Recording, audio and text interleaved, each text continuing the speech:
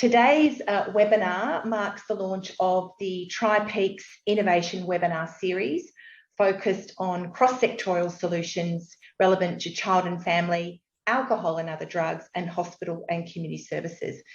This webinar series will provide a platform for the three sectoral workforces to collectively hear about the innovations and intersections across these great three sectors.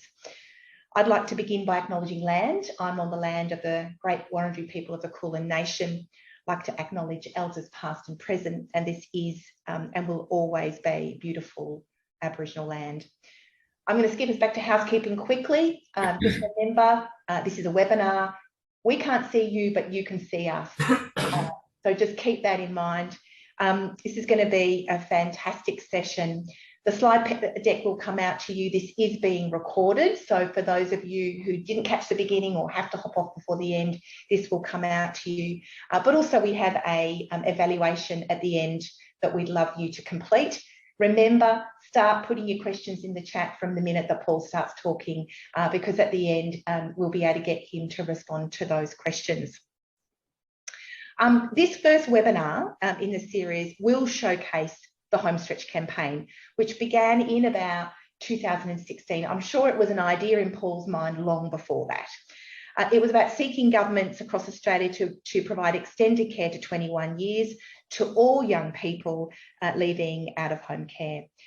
We wanted to launch the TriPeaks Innovation Webinar Series by showcasing the Homestretch campaign, not only because it's of its significant milestone and what it's achieved both nationally and within Victoria, also to provide the opportunity for everyone joining us today to be inspired by the opportunity we all have collectively to achieve social change. So we would view this as a social change maker. What Paul and the team have achieved, and we've got Arena on this call as well, and a number of other people at Anglicare that have been involved in this great campaign, what they've achieved for young people transitioning into adulthood is remarkable. And we know that social change is not always to achieve, but this has been achieved on a national level. So now to introduce Paul quickly. Paul is currently the Chief Executive Officer of Anglicare Victoria, the state's largest provider of out-of-home care, family welfare and youth support services. And of course, Paul is the founding chair of Homestretch. Prior to this, Paul was Deputy Secretary in Child, Youth and Family Division of the Department of Human Services and ran child protection, and also ran drug treatment services and a range of other services in what is now the Department of Families, Fairness and Housing. Paul has chaired a range of nationally significant committees, and also the winner of 2020 of the National Pro Bono Influencer Award for his pivotal role in driving the Homestretch campaign. I'm going to throw over to Paul to do a presentation, and hopefully we get time to have some questions. If the technology is not perfect, please forgive us, because these things are always a bit challenging, but we'll get there. Over to you, Paul. Hey, thanks, Deb. Thanks for that introduction. Hope you can hear me and coming through loud and clear. Yeah, technology. I feel like I'm going to also change the geographic course of that thing that's traveling around in four-wheel drive on Mars at the moment. We're wired for sound here, so it's going to be a lot of fun. And thanks, everyone. And great to have VHA, VADA and Centre for Excellence members all joining for this webinar series. And hopefully we'll make it an engaging, learning, reflecting one. So as Deb said, send in all your questions. It's going to be fun. And for the old VADA mates out there, howdy. It's I loved had a more closer relationship when I was in the department as Director of Drugs there for a little while. So it's great to have VADA on screen, and great to have the Victorian Healthcare Association there as well. Hey, listen, what are we going to cover today? Well, I just thought here's a quick summary from this. Every state and territory in this country was terminating state care, the out-of-home care provision, that is when the state takes over the legal guardianship of the child, terminating that care on or before that child's 18th birthday. And so given when we started, we had every state doing that. We then moved to this, where we've now got 7 of Australian 8 governments now formally extending care to 21 years. And the campaign had to convince not 1, not 3, but 8 different governments. 8 different bureaucracies, get on board 8 different stakeholder groups to make 8 different decisions, but that same decision, not 8 different decisions, same decision 8 times. And so hopefully you'll get a bit of a sense of what we undertook our home stretch, and and do some reflections of maybe some of the campaigning that you've done or you wish to do. And certainly I'm going to do that. Before we start, I certainly want to acknowledge land that I'm on Wurundjeri land. This is a painting by Jennifer Lingarchi from the APY lands. It hangs on in my lounge room, and I see it every day. And it just inspires me, motivates me, but reminds me of our heritage. And Auntie Kelly Hunter has given me permission, Wurundjeri woman, to actually acknowledge that I'm on Wurundjeri land through the Warriorong language, if you don't mind. Wominjeka, Tri Peaks. Baladu Nunwana, Naranik Paul McDonald, Luik Balok Nagal Wurundjeri. Nagu Nagojin, Luik Balok Nagal Ik. Hello. Welcome, Tri Peaks members. I'm Paul McDonald, and I pay my respects to elders past and present on Wurundjeri country. And I look forward to talking with you today. And don't I just, and hopefully this is going to be an enjoyable lunchtime, if I could call it like that. All right, so let's go to, first of all, a further acknowledgement that I want to make. And that is the Centre for Excellence during the Victorian campaign were co-chairing. Deb was co-chair with me on the Centre for on the Homestretch campaign, and it's just fantastic to have that partnership and how important it was for the peak to be partnering in such an important campaign. I just want to acknowledge Deb and the whole team and crew at Centre for Excellence for their pivotal role in getting the Homestretch announced and over the line here in Victoria. Well, this is what we're going to cover, and we'll see how far we get. The journey of the campaign, our approach to changing the minds, as I said, of 8 bureaucracies and 8 governments, and reflections, some lessons, some reflections. I might just sort of roll the dice and tell you, what are my reflections on this campaign, and what are the suggestions, or lessons one can take from it. And what is your change? I'm going to just spend a minute talking to you about, well, what is your change? And maybe encourage you along that line. But first of all, a little bit about me. And so, it started way back. There's a nice little photo. I've only grayed a little bit myself in Calcutta, working with Mother Teresa, and also as Catherine Town Council's first youth worker up there in the Northern Territory, where worked with Aboriginal young people as the town's youth worker there. Range of other jobs, including running the St Kilda Crisis Centre. Many of you will be familiar with that organisation. Establishing the founding CEO of the Youth Substance Abuse Service, Director of Drugs Policy in the department, ended up being Deputy Secretary of Child Protection Victoria. Now, why am I actually showing you my CV as part of this presentation? I'll tell you why. All throughout my career, I've seen young people, and certainly our expectations are possibly too high on them, but certainly I see young people struggle and really sometimes get lost in that transition into adulthood consistently. Whether I was at YSAS and seeing what was going on with the drug and alcohol tragedies that were going on with young people there. When I was at Centre for Council of Homeless Persons, when 2/3 of care leavers, young care leavers, youth homeless care leavers, youth homeless, 2/3 of youth homeless population were in fact care leavers. Or whether I was in the department when I was signing off letters, giving 6 weeks notice saying, look, we've cared for you up to then, but by the way, good luck. And here's your 6 weeks notice period. Wherever I was, I've noticed this continued theme about young people struggling. And so this is a story about bringing that sort of observation that it wasn't right, that this wrong needed to be righted, and tell you about how we went around and went ahead and did it.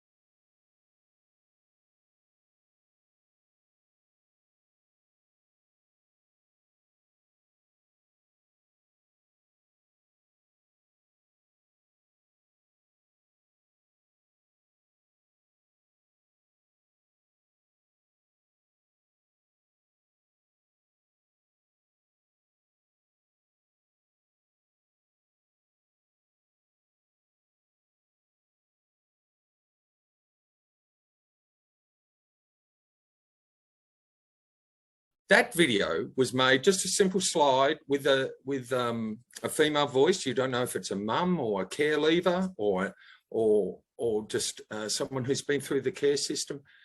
You know, since 2016, I've shown that, and I've started that in meetings, conferences, just a simple little slideshow with that combo of heart and mind.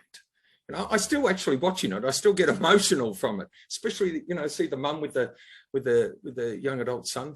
That's a great slide. Anyway, that's the type of thing that I suppose, I'll talk about the campaign, but some of these things are things for you to reflect on your own sort of journey in relation to campaigning, about sort of what works and what doesn't work. Now, getting back to what the problem was, well, we know that internationally, care through to 21 had been going on for some time. No, really, United States 2008, UK 2012, New Zealand 2015, and on it went. And so that we've seen that. And so for them, in fact, they saw care through to 21 as quite a, you know, you walk around a city like New York City in the United States. Oh, how's this care, extended care to 21? What do you mean, foster care? And home care's always through to 21. And that's where we wanted to be here in Australia. But, and well, before I go, not only were they doing it, but compelling outcomes. You know, halve the homeless rates for this cohort, and that's a big thing when they're representing 2/3 of the youth homeless population. Double their education prospects, you know, double odds of employment. Save, you know, $404 a year for a teenager. Now, ask any teenager, would you like another $400 in your bank account? They go, shit, yeah. So, you know, it was all good just from a government point of view, but from a young person's point of view as well. So where were we in Australia? Well, basically Australia was a leaving care backwater. You know, I know all the states and territories like to say, oh, we're different. You know, we're different from that other state, or the WA say, oh, we're not the East Coast, or the East Coast says, oh, we're different. Victoria's different to New South Wales. Yep, maybe so. Maybe there's reason. But I tell you what was exactly the same, that care was terminating on the 18th birthday by every state and territory child welfare government. So the jurisdictions was care ended then, had to end then, and there was no compromise. Sure, there was a bit of leaving care support, but in fact, the formal relationship by the state had actually been terminated, severed. I apologise, there's a little bit of inconsistency. Queensland required a leaving care plan at 14 years, 11 months, where the rest of the country wanted a leaving care plan by that kid in care at 15. Now, we all know what happens when you talk to a 15-year-old, you know, like I talked to my 15-year-old son, and I said, where's your, you know, mate, we've got to sit down, I've got to do the leaving care plan. And he would have turned around, if I said that, he would have turned around like any 15-year-old boy, he would have just gone, huh? Yep, that's what we're doing to the kids' state care leave. So while that was going on, and let's have a look at this, while that was going on, 85% of 18 to 21-year-olds were still with one or both parents. That's you want to know that in numbers? 1.2 million, roughly. 1.2 million of 18 to 21-year-olds were still resigning because the parent knew it was ridiculous to send them on their way. Yet, for the kids in state care right around the country, we'd send them on their way before their 18th birthday. And don't you love this by the census, recent census, 17% increase for 25 to 34-year-olds. I was giving a talk at Homestretch, I'm digressing, but I was giving a talk at Homestretch, and a hand went up and this bloke said, oh, I love this Homestretch thing. Yeah, it's extend care to 21, Paul. That's fantastic. I'm right behind the campaign. And once you finish that, could you start a campaign called Home End? Because I've got a 31-year-old still in the bedroom at home. But, hey, well, yeah, for another lifetime, maybe, folks. Anyway, let's go to how many. In fact, against that 1.2 million of 18 to 21-year-olds who are still with one or both parents, the biggest parent of all, the state, you know, corporate parent it is, but corporate parent it might be, but parent it is, was turfing out 3,000 young people and, you know, 15 to 17-year-olds, not 18-year-olds before they're 18. So you'd see 40% of 16-year-olds be terminated by the system and the other 60% in their 17th year. 3,000 a year, every year, just coming out. And what we did know is this, that the outcomes were catastrophic. Look at this. For all of you professionals in, you know, across the health sector, across the drug and alcohol sector, across the child welfare sector, you identify with some of this. mental health and physical problems, 7 to 8 times more likely to take their own life as a care leaver between 18 and 21, as opposed to any other 18 to 21-year-old. Overrepresentation in drug and alcohol, overrepresentation in homelessness. Within the first 12 months, 35% had 5 places of abode. 46% ended up in the youth justice system. What was going on here? This was, and look, I'll raise this word catastrophic. It's time we actually used such wording, such words to what was really happening. We said this was catastrophic. We said actually leaving care was ridiculous nonsense. I must say the term leaving care, personally, I love my oxymorons, like fun run, election promise, but leaving care, how do you actually care and leave at the same time? I never got it from an oxymoron point of view. It was a term that we actually talked up. And did it actually really deliver that promise to that young person? Well, let's explore. And we also knew that Indigenous young people overrepresented in out-of-home care. This actually meant something to them too. Here's Justin Muhammad, and this is what he said. He was our second Aboriginal commissioner here in Victoria for young people and children. There are more Aboriginal children in care than ever before. There's a real cycle and generational connection to this. That is intergenerationally he's talking about. And what has been done in the past hasn't worked. That's why we have to look at new ideas, new innovative ways to move this, hopefully break this intergenerational disadvantage that was going on, which has been sadly a stain on our society for many years. He thought 3 more years, not only will it get those outcomes, but 3 more years may make our Aboriginal young people stronger and better parents so that they don't lose their children to the care system. And here's one from Auntie Dawn over in Western Australia. While we don't want our young people to remain in the care system, we recognise between 18 and 21 is an exceptionally vulnerable age. So instead of watching and advocating for more leaving care improvements or better leaving care approaches, Minister, or all we need to do is just improve leaving care, or ministers would say to me, you know what, Paul, all we need to do is just get better leaving care planning. 15, no, better leaving care planning, prepare them ready to go. We ignored all that leaving care discourse. It can work for some, and I'm not saying it, but that wasn't going to actually reform or change the policy, the way we're treating young people against such catastrophic outcomes. So we asked a different question, and it's as simple as this. Can someone tell me why they have to leave care in the first place? Could someone put up their hand and just explain to me, why do they have to leave care in the first place? And that is the kernel, the seed of the campaign. Not about improving, but righting this wrong. It was wrong to terminate a young person out. And we talked up ourselves to say that, in fact, actually, leaving care could work. But, government's told otherwise. Government said extended care does work. Look at this. How many is there? Six, I didn't even count them. Eight different reports going back to 2012 in this country, in this state. The Cummins report, 2012 in Tasmania, 2015 by the Feds, 2016, 17 by South Australia, and so on. They all had their royal commissions, and they all found that, in fact, young people were struggling with leaving care, and they all recommended a different transition stage by proposing to 21. Yet, remember that map I showed you? Not one state had moved. Not one government had that as a policy. Not one opposition even had it as a policy. It was, let's keep on going with the leaving care. And look, I must say I liken leaving care to my good old grandmother. Meet Nana Mac. Here's Nana Mac. And I just realised Nan's passed away a number of years ago, but she's holding a glass of wine. So sorry to the VADA members. But I tell you what, if I got to her age, I'd be on the Terps myself. But that's another. Yeah, can't wait. Anyway, this is what me when I was a kid with my brothers and sisters and mum and dad. You go around to Nana Mac's place for Sunday night roast, as you did. We had the roast dinner, that's fantastic. And then Nana Mac would say, right, who'd like dessert? Oh, that'd be great, Nan. And so out in the kitchen she'd go, and you'd hear rummaging around, and then hear footsteps down the hallway, I think to the bedroom, and back again, and then rummaging around. And she brings out a tray, and you guessed it, canned peaches and ice cream. It was fantastic. And I was so impressionable those days. Canned peaches and ice cream.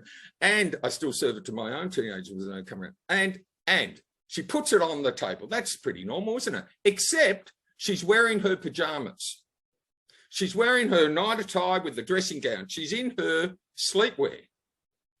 She is telling us, enjoy this, enjoy these peaches and cream, beautiful peaches and ice cream. But by the way, you are going. By the way, let's not beat around the bush, you are going. And Nanamac is the care system. It can muck around, oh, we'll do the leaving care transition, oh, we do the leaving care planning, oh, we'll do all this leaving care. But what it's saying to the young person is, we're done with you. The state is now done with you. Out you go. You're on your own. We have no more formal responsibility over you. That's what the care system was doing to young people, 3,000 of them right around the country. So doesn't it come a time, isn't there a time in your own working lives where you say, enough is enough. We've got to stop this ridiculous nonsense.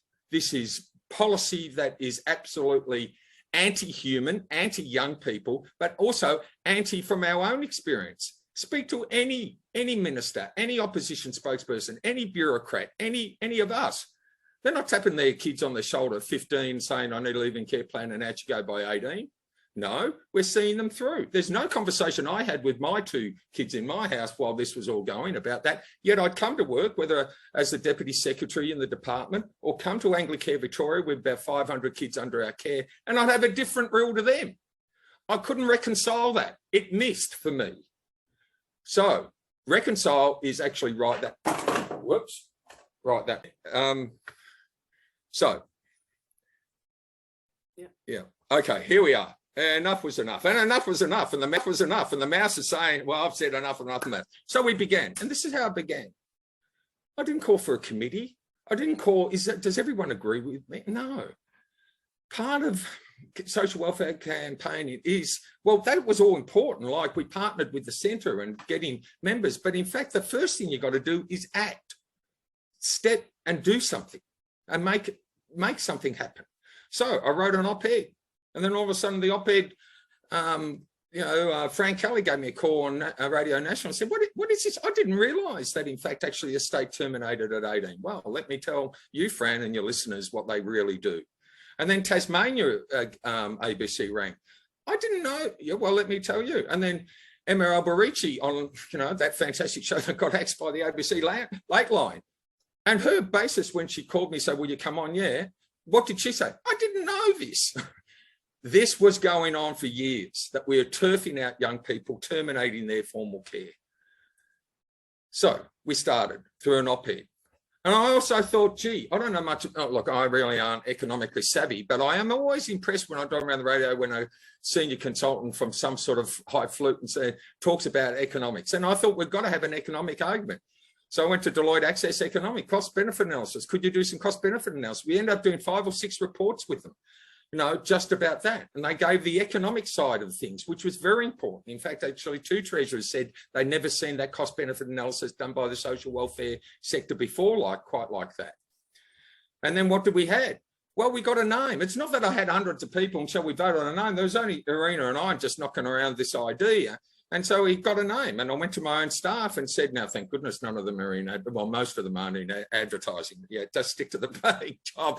But we did get a name from one of the staff. We put up a little Apple tablet and said, you're going to win an Apple tablet if you come up with a name of this idea. And home stretch it was, just from a staff member and her son driving around with her 13-year-old son. She came up with the name Home Stretch, and we got a logo. We didn't ask for any money. We just said, send in your logo if you agree. And so what we ended up with is hundreds of agencies sending in their logo. And then where did we go? Well, we thought, well, we better get some members and sort of gatherings together.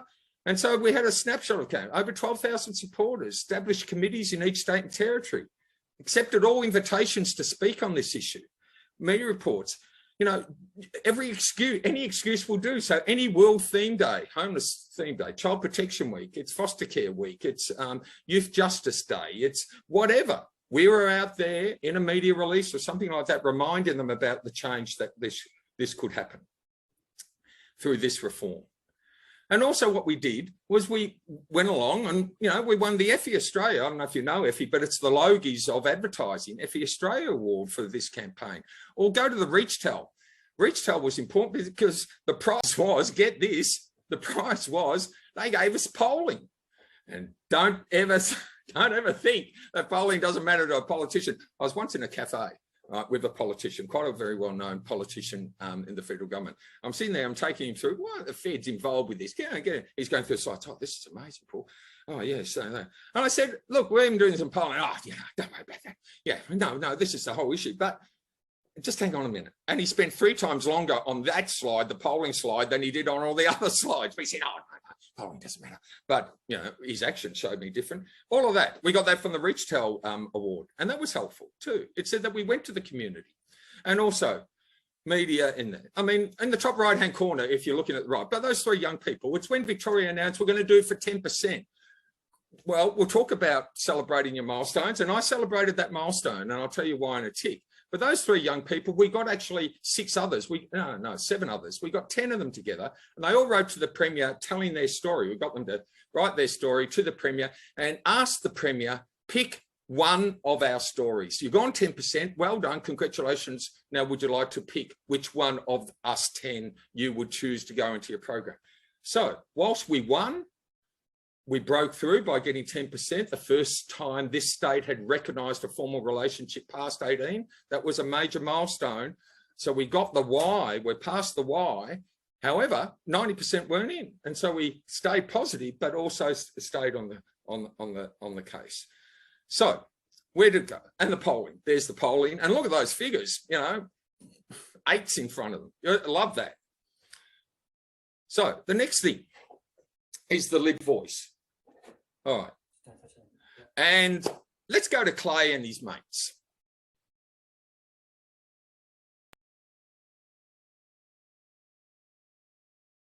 It was more after I turned 18, 6 months down the track, everything went to crap. For myself, I got into drugs really hardcore because just nothing. And well, from there it went downhill to the extent that I was sleeping under a bridge for... No Child Safety had said, yeah, we'll support you, we'll be there for you, anything you need to know, anything you want, let us know, we'll be there. Come 18, you're practically packed up. 2 months before 18, I was in Murray-Resi. I went out for lunch with the regional manager and came home to the residential care, actually packing my belongings. There was about 4 different cars there, and they had packed everything, and they go, this is where you're going, to a completely drug-filled unit complex where there was some... But this extension, because I know within myself I'm not ready to be an adult as of yet. I've only just finished basically living my childhood that I never got. So this extension to 21 will allow for those children, as for myself as well, that opportunity to learn to be an adult, what it's like to have your own house, to pay bills, learn all those skills before you're released. Needs to start thinking about housing. Like, not a lot of 15-year-olds that I have met, well, outside of care, is thinking about where am I going to live in 2-3 years' time. When I was in care, as soon as you turn 18, you're kind of like kicked out. And that when I turned 18, because of that, I ended up being pretty alone. All my carers told me that they weren't allowed to see me until I was 21. So it kind of felt like I was orphaned. If the Queensland government...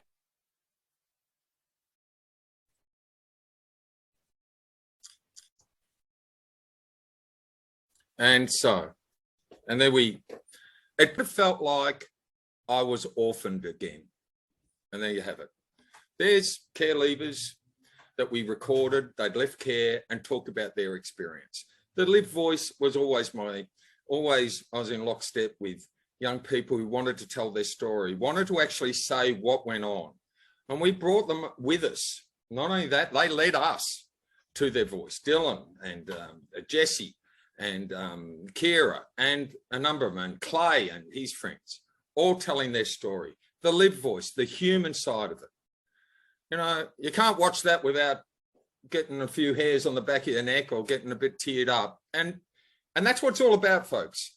Campaigning in social welfare is about humanising the system, is about the humanity that we can bring to the system. Sure, we're a big human service system, but our challenge as custodians or workers in this system is to make this system as human as possible. Whether you're in drug and alcohol, whether you're in health, whether you're in child welfare, that's our job, because we haven't arrived yet, have we? We aren't there as the final, you know, we've hit El Dorado or the promised land. No, we haven't.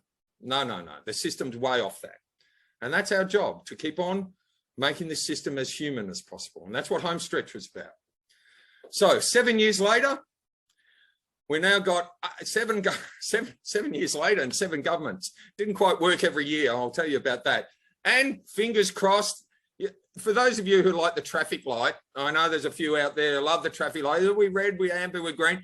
Well, that is deliberately an amber. Not so anymore, but we've got our fingers crossed on New South Wales following suit. And we'll see what happens. But what a remarkable outcome. And so where are we now?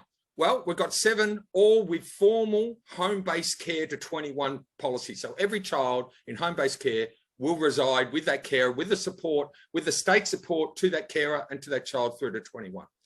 We've got 6 of them all providing our residential care to 21.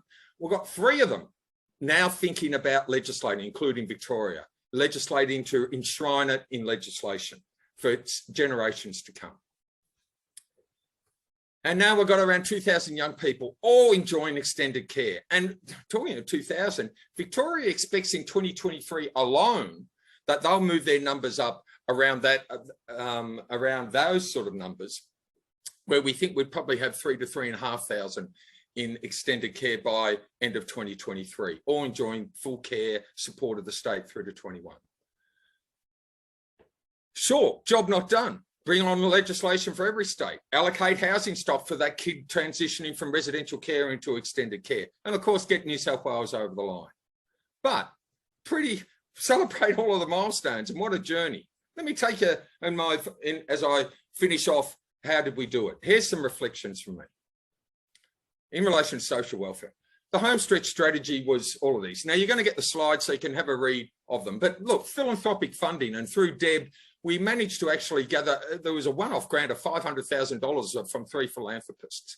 And they came to us and said, listen, we've found our mojo coming off the same-sex marriage campaign, in which philanthropy for the first time started to get into campaigning. They sort of liked it and they're looking for the next thing. And so we managed with 3 to come to us and say, we'll pay for radio ads and television, radio and print ads to lead up to the Victorian election campaign. Philanthropy are interested in campaigning. Don't think they're not. Continue to engage and celebrate it every step of the way. Didn't matter if it was a minor. Didn't matter if it wasn't quite there yet. We'd always celebrate. We always pre-brief government about what we're doing and when we're going. Young person's voice, as you saw Clay and the friends, were central. Whatever. So there are some of the things. And quick and easy delivery of the case is key. You know, we've probably got 2 or 3 sentences in the attention span, and no offence to you ministers out there, but you know, you've probably got 3 or 4 sentences, bang, bang, bang, bang, straight down the barrel, so they're getting it. Not going, I don't quite get what you're saying here. No, what you want is, oh. So here's a few one-liners. Extending care by three more years will halve their homelessness or double their education. Did you know that within the first 12 months, 35% will have 5 places of abode? 50% of those leaving care will be either in prison, pregnant, homeless, or hopelessly unemployed just within their first 12 months, and so on. 85% of 18 to 21, and so on and so on. We're the one-liners, bang.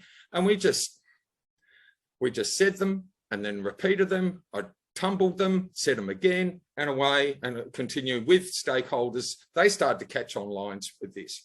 And persistence produces results. Friends, persistent is your best friend. Let me say something to you out there that I found out. One of the things that people have come to me and said is, you know, Paul, this is such a no-brainer. You know what the real story about Homestretch is? No. Why it's taken so long? And I said, well, but you've got to understand the Australian human service system. It's conservative, actually very conservative. We are very conservative when we come to our human service systems. Look at sort of the fights we've had just to gain some.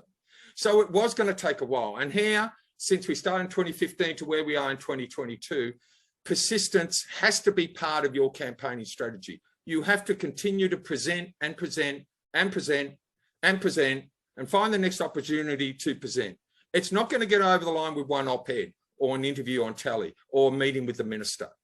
And while you're, well, I'll come back to meeting with the minister, but persistence produces results. And we had said, before I get onto the why, we had said we won't stop until we get this over the line. We knew this was right. And we had to, first of all, people went to, oh, what are the answers? What are you going to do? What's the model for government? No, no, no, no, no. We had to win the why. Why? Why should I, Paul? Why should I? I've got enough problems of my own with those under care. Why should I? And the answers we gave. We had to win the why before you get to the how. And sometimes people start to sell the how to a minister that wasn't, in fact, actually signed on. Once you get the why done, why should we do this? Once that, then you move to the how. Well, certainly at home stretch experience, that's what we found. And be single-minded on your reform goal. I used to only have one rule to the state home stretch chairs. We brought them all in. They are fortunately connected with Anglicare, in which there's other Anglicares. So we got things started from a natural platform. But I said to those reps who said, look, I'll get the initial chairing going and then we'll hand it over to Create and others to be involved. But and stakeholders and homeless stakeholders, you know, you get what I mean. But I said, I've only got one rule for the committee chair in each of those states. So what's that? When you're talking to a minister, when you're talking to a bureaucracy, you start the conversation with the home stretch reform, you end the conversation on the home stretch reform, and you talk about in the middle conversation, the home stretch reform. Don't go in and say, oh, by the way, oh, yes, Minister, and these other problems. And look, I've got homeless people over here and I'd love you to think, oh, yeah, and by the way, there's this other problem. One single message that starts and finishes the meeting. Because ministers are looking for sort of wriggle room, and you don't want to give them wriggle room, because at the end of the day, you want them to extend, not give you some fluff about more leaving care or fixing something else. Keep it human. Everyone knows an 18-year-old. Everyone knows a 19-year-old. I mean, 85% of the country's 18-year-olds. So everyone's either, if you're a parent, you've got one in your house, if they're between 18 and 21, or you'll know the neighbour's kid. Or, you know, when I spoke to a treasurer, I got about 5 sentences in and he leant forward and he says, you know, my 18-year-old daughter, and away we went. The human connection, the human experience, Clay, you know, and his friends talking about that. We've got to bring the human element into our talk with government about more than what we're doing with social welfare. And don't despair. Don't despair. You've got a great idea. Don't despair. Here's an example all the way through. These are direct quotes from the minister. How about this one for a direct quote? No. That's what it was. Or it's not our policy. Or we're already doing it, Paul. We're already doing it. Go away. No, you're not, Minister. We would love to, but that's just the way things are. Or how about this one, which 5 ministers said this, almost exactly this word. I have enough problems as those currently in care to worry about those leaving care, to be frank. I love the reform. Go see the housing minister. So I went down there, happened to have an appointment with the housing minister that same day. And guess what he said? Oh, I love the reform, Paul. Fantastic. Go see the community services minister, and so on. To this, where we've now got ministers saying, introducing universal home stretch is my proudest moment as a minister, Luke Donnell. The single most significant reform to child welfare in a generation, a further minister, I think that was Rachel Sanderson there, South Australian minister, a historic milestone for Queensland. That's the Premier saying this. See that slide before, but that's where they got to. And finally, I want to say this. Change is possible. Change is in this room, in this virtual room. Change is in this room. Every day, you as workers of the different work you do, you see things that aren't quite right in the system. You see things, you see the wrongs that should be righted. You are the closest to what the real experience is. And it affects your heart and in your mind. And you're probably going, oh, I wish I could change that. I just want to encourage you.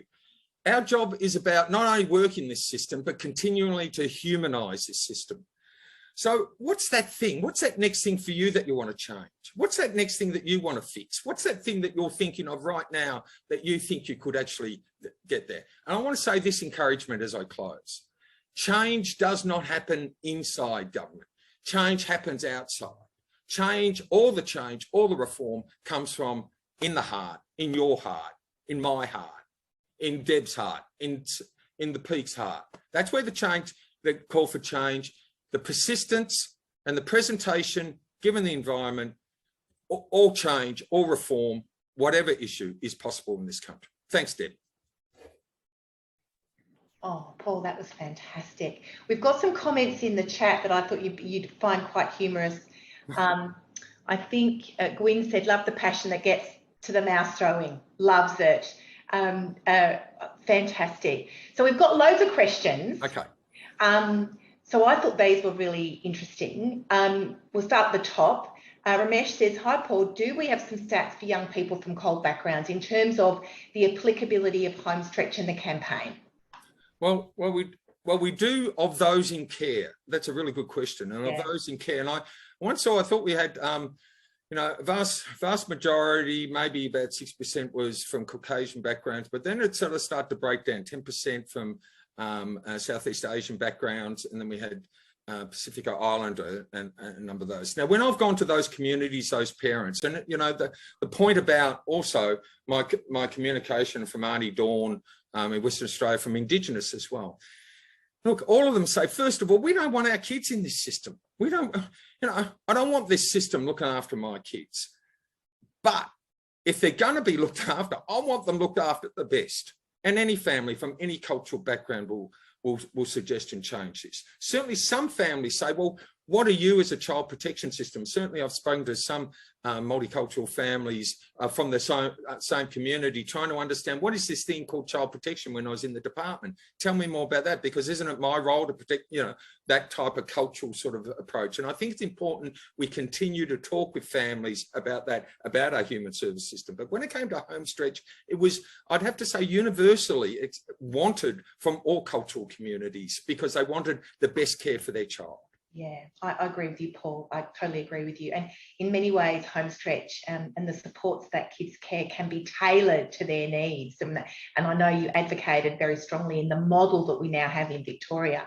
I'm going to read some of these comments and I'm going to make sure that we save them because I think they're important testament to add to your slides as you do more of these presentations. Really thought-provoking and conscious raising, Paul. Humanising the human services, how fundamental is that? Such amazing milestones, not just within Victoria, but nationally. And I think that you talked a lot about how hard, completely different jurisdictions, and that itself is tough. Obviously, people asking for the slides. Age-old saying, age is inevitable. Change is inevitable. Age is inevitable as well, but change is inevitable. And Jennifer says, that voice of change is often missing in our organisations, Paul. So great to hear you as a leader saying it's possible. And I must say, in the last few days, I've been having lots of conversations with people who are feeling really down.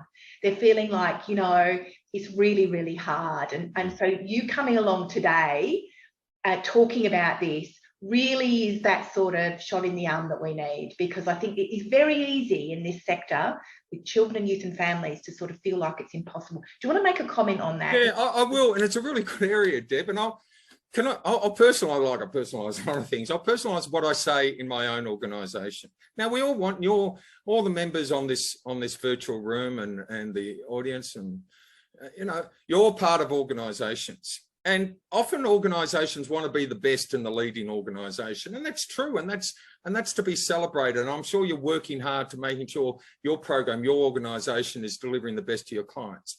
And I'm right behind that. But that is not the end. That's not the end of the railway station, if I could put it like that. There's one more stop. And I say that's not our end game. Whilst we want to be a leading organisation and doing the best for our client group and being the best, that's not our end game. Our stopping off point is being a system changer, a system influencer. That's we're using our influence, our abilities as connected in this system, as players in this system, to actually improve the very system that I'm actually a custodian of. And I encourage you to say, look, we haven't arrived yet. And it's not just up to government to say, oh, we've got this new program that's going in this direction. Oh, great. And I'm leading. Oh, that's the reform. No, that's not it. Have a look at all the reforms in drug and alcohol, all the reforms in child and family welfare. Many of the new ideas in health have all come, just check them out. I'll say to you that most have come from outside government. And I encourage you to say the purpose of an organisation that I'm in charge of is, in fact, actually to be that system influencer, that system changer. That's our end game as a result of the clients every day of the week that we see and what they're going through. Yeah, totally. So we've got some more lovely comments. Nick Geary, great work, Paul. Joe Dumpsey, wow, love this, thank you. But Lucy, that was brilliant, Paul. So inspiring. Why are you not Aussie of the Year instead of a cricket player? Great comment. Aussie of the year. No. Look, I want to say, look, I might be delivering this, but Clay, Kira, Jesse, Dylan, young people, those young people, they've got it over the line. I just, us as adults, what's our job? Maybe to create these opportunities for kids to bring their voice as well. The other thing, Deb, the centre, all the sector players, VADA was a logo, VHA were a logo. This is a collective push. And I think, I'll give you an observation of when I thought I was getting somewhere. And that was when I saw someone either quoted or wrote something in a paper, unprompted by us, unprompted by, unprompted by, I said, this home stretch thing, why aren't we on this? Yeah. And I started to know, there's our first crack. It's starting, what Oscar Wilde says, there's only one worse thing about being talked about, and that is not being talked about. And we want it to be talked about. Totally. So here's a couple of other questions. Mick Geary, great work, Paul. How important was it to get the sector behind you in the advocacy? Well, I think what's important, there's a little bit of slide, I probably didn't feature it. Very important. You need an authorised environment. It's so important to have the peak in Victoria. And I must say I've been in other states in which the peak hasn't come and it's been harder work. And no prizes for guessing where the harder work is. If I talked about there's a north on the compass as well as east, south and west. To have Deb and the authorisation of the peak was important. To have the tipping of the hat of VADA was important, VHA, and the logos. But here's my point. Sometimes people are sort of, I'm into this, I'm happy to sign up, but you've got to have someone doing the heavy lifting. So what you notice, I had Irina on board. We had philanthropy coming. I think we've been funded in the 7 years by about 30 different one-off philanthropic, just keeping on going. And Irina, that's the only job I gave her, right?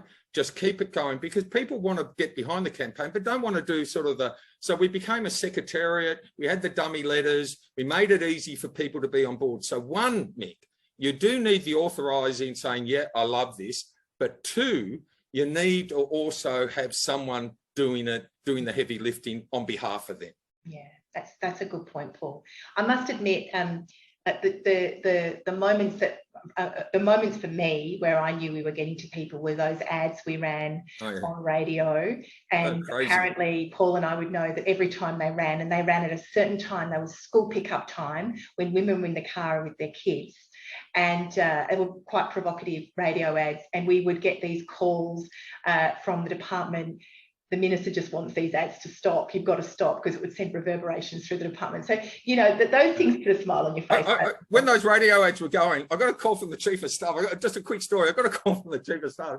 These ads, and if you haven't listened to the ads, they're beautiful. We didn't ask government to change their minds. Those ads, we asked Victorians to get behind young people in care. That was the message, not at government. Cool, sure, government's our target, but in fact, we took the message out to the public. But the second thing, I got the chief of staff, these bloody ads, boom. Okay, thinking that we're going to wind up, and he goes, and I said, well, I've got to tell you that I've had the advertising crew, we had another donation, we're going to put something in the Herald Sun. What the Herald Sun? And I'll tell you what it was, a couple of baseball backward wearing cap guys advertising sat down and saying, we've got this idea. And he showed the Herald Sun. And so I'm looking, he goes, turn the page. Okay, very busy. Turn the page. Oh, very busy. Turn the page. And it's completely blank. He goes, there's your message. And then there was a little door handle on the right-hand side, white page and door handle. He goes, we're comparing to the busyness of Herald Sun. People go, what's this? Open the door for young people in care. And there it was. So I let the chief of staff know. And that something interesting is coming down the chute. We never actually got that printed. Oh, I was sorry about that. And that's when we got the announcement, the first announcement of 10%. And then we were on to the how. Once we broke the why. And a lot of people said to me, why are you celebrating? I was on the radio going, this is fantastic. Well done, Victorian government, 10%. People said, you only got 10%, Paul. I said, actually, have a look at it a bit deeper. For the first time in the history of this state, we've got a government saying we have a formal responsibility for the 18, 19, 20-year-old. That was the first time. That was the big win. Policy, the big policy change. That's right. And then scale's easy after that. So, Paul, this question here, I mean, lots of lovely comments about having worked with you in DHS and that you were always stirring the pot there too. So it's good to see that. This is Ramesh. But look, this question is really, I mean, this is the sort of the thing you're working on now. Thanks, Paul. Quite inspirational. Would like to know what was most challenging in the journey. However, and also you mentioned some of the counter arguments from the states and territory jurisdictions, and why is New South Wales holding off? So that first question about what was most challenging, and the second one is what's New South Wales? Why are they not doing it? Well, I didn't think the system was challenging. Well, the system's challenging, but I was challenged by the system. So when a minister, so I did 5 trips to Simone Girk, the minister in Western Australia, who would sit there and go, oh yeah, I love this, Paul, I love this, I love this. And you fly back out and no announcement. And here's the challenge. The challenge was for me saying, not there yet. You just need to retumble, not frustration. Why don't they get it? Oh, dear, you know, I'm just being banging. No, I got it. It always a no was, okay, I've got more work to do. Okay, I've got more work to do. All right. It challenged me rather than I found them challenging. I've still got more work to do. 4 ministers in New South Wales. We think we're heading in the right direction. We think, we don't know yet. But 4 ministers still no. So the second thing was, we're not going to stop this camp until we get there. So I wasn't prepared. I'd never entertained the idea of not having 8 of 8 governments. Never, not a skerrick did I ever entertain that. And number 3, we've just got to always be personable, approachable and optimistic. And I know it quietly that you can get down, but no, we've just got to keep on encouraging. And that's the key. And that's the challenging bit about that. But, you know, I go home to my 2 teenagers and I'm back out there the next morning motivated because, you know, what they've got and what the 500 under my care at Anglicare haven't got, that's not right. So I hope that sort of answers your question. Yeah, that's really, really helpful. Now we're at 1 o'clock on the dot. Okay. I just want to thank Paul. I'm filled with pride. I know that you've got something out of it as I have. And you know, if you've got some really great ideas for Paul and I that you'd like to campaign on, let us know. Have a good rest of the week. A virtual clap for Paul and the team. Oh, yeah, right. Go you lot. That's right. And as we head to the election, keep in mind the kids because they're the most important thing. Yeah. Thanks, everybody. Thanks, everyone. Bye now.